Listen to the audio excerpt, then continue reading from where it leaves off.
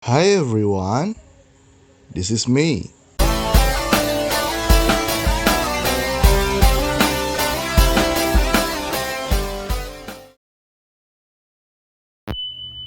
Jangan lupa subscribe. Thank you.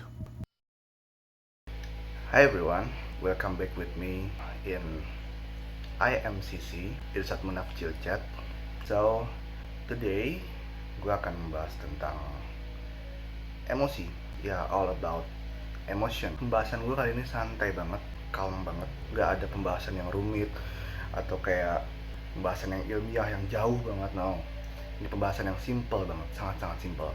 So, before we start, apa sih emosi itu? Emosi itu adalah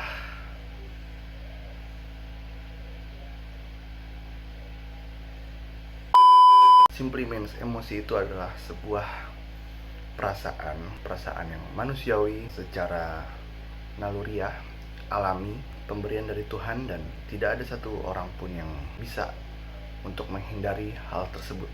Apa aja sih macam-macam bentuk emosi itu? Marah, senang, sedih, kecewa, jijik, curiga, takut, apapun itu tidak bisa dihindari, guys. Ada sebuah kisah, usia gue masih 8 tahun. Gue di rumah bersama nyokap. Waktu itu memang nyokap gue sedang sibuk, sedang nyapu, ngepel, nyuci baju, dan nyetrika, nebang pohon, dan sebagainya. Apa sih? Dan gue tidak sengaja menumpahkan segelas air putih. Nyokap gue melihat itu, dia ngedumel kayak ngerepotin banget sih, tahu nggak sih Umi lagi repot gitu. Karena ngedumelnya itu terus-terusan, jadi nggak ada jedanya gitu, jadi ngomong terus nggak ada stopnya. Gue pun di situ kesal, tapi kalau gue marah atau gue nangis atau gue apa gitu, ditakutkan malah nyokap gue lebih marah. Jadi gue memilih untuk diem, akan tetapi mata gue tidak dapat berbohong gitu. Dalam artian di sini gimana sih, kayak misalnya kalau lagi kesel sama seseorang itu, lu ngeliatin orang tersebut dengan mata yang ekspresi marah gitu loh, kayak mau tuh. Disitulah akhirnya nyokap gue bener-bener marah banget. Kenapa matanya melotot-melotot begitu, nantangin.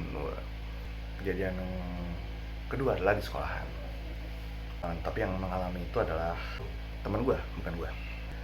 Oke, jadi si anak perempuan ini ditegur sama seorang guru dikarenakan suatu hal gitu ya, kayak mungkin dia tidur di kelas atau bercanda atau ketawa-ketawa segala macam. Gue lupa kejadiannya, tapi yang jelas ya dia ditegur. Singkat cerita, guru ini marah karena melihat ekspresi dari si murid itu cemberut.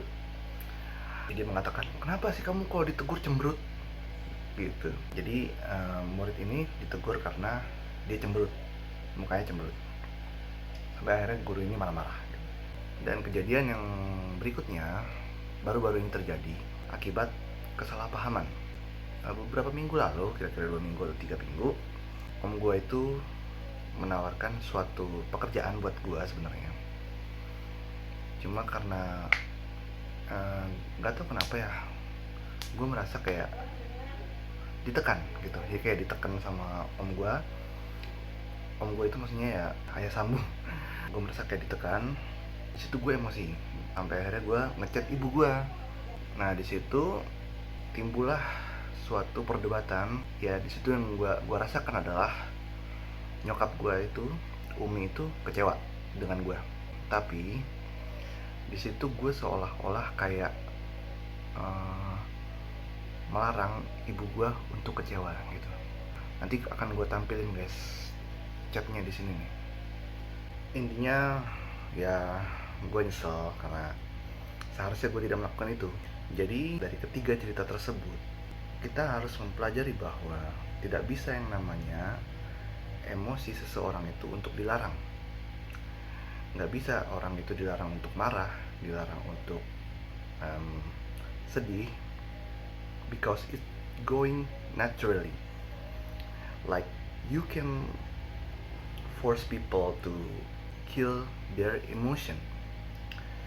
So emosi itu adalah hal yang sangat manusiawi sekali. Semua manusia, I mean literally, like every human being that lives on earth merasakan yang namanya emosi. Bahkan sekelas Nabi dan Rasul pun itu merasakan emosi.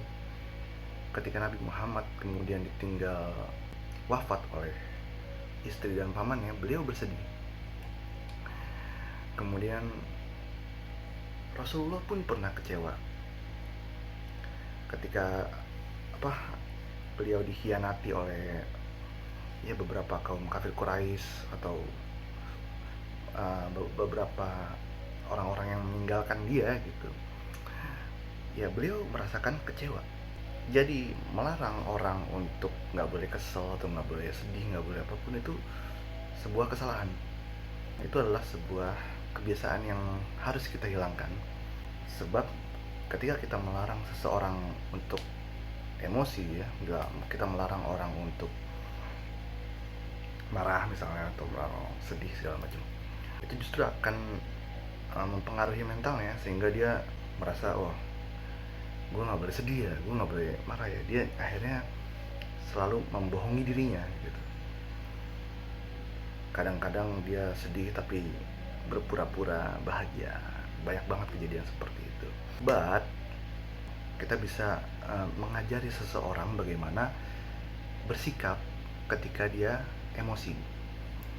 Seperti misalnya ketika dia sedang marah, sikapnya harus seperti apa, ataupun ketika dia sedang sedih, sikapnya harus seperti apa. Nggak boleh ketika marah kemudian kita melampiaskannya dengan cara yang tidak benar, ya, sampai menyakiti orang lain atau bagaimanapun menyakiti diri sendiri. Nah, itu adalah bagaimana cara bersikapnya, tapi bukan kita melarang seseorang untuk beremosi. Nggak bisa. Seperti cerita yang pertama tadi, awalnya kan bermula ketika gue menumpahkan air gitu ya, air putih. Nyokap gue marah karena ya dia lagi sibuk gitu, sibuk nyapu, ngepel, ya kan, nyetrika, nebang pohon, panjat tebing gitu kan. Apa sih? Spontan ketika gue menumpahkan air, emosi, dia marah, wajar. But ketika gue mendengarkan amarah dan ocehan dari nyokap gue, tentu gue juga boleh dong merasa kesal, ya kan. Ketika gue kesal itu, seharusnya nyokap gue itu tidak melarang gue gitu. Tidak melarang gue untuk kesal, tidak melarang gue untuk marah. Toh waktu itu gue juga gimana ya, gue mikirnya gue justru memendam perasaan gitu. Gue ketimbang gue bentak-bentak, ya gue lebih baik diem, ya kan. Tapi memang ketika gue diem, ekspresi marah itu keluar lewat mata gue itu kayak menatap tajam ke nyokap gue, sehingga membuat nyokap gue tertrigger gitu.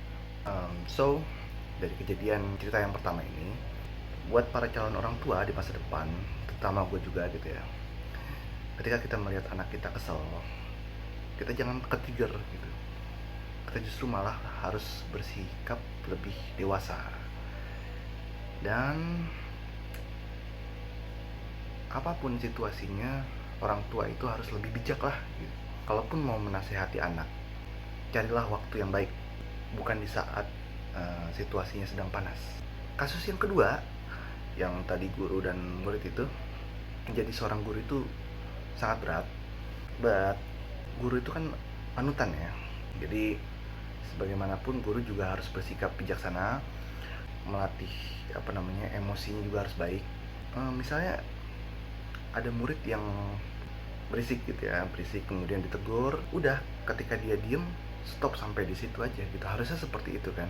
Nggak perlu ketika dia cemberut atau dia kesel itu kemudian langsung dihakimi lagi gitu, langsung kayak disalah-salahin lagi. maybe dinasihatin di lain waktu. Jadi kalau misalnya kamu kalau dikasih tahu jangan cemberut gitu, ya seperti itulah, dengan cara yang bijak gitu istilahnya.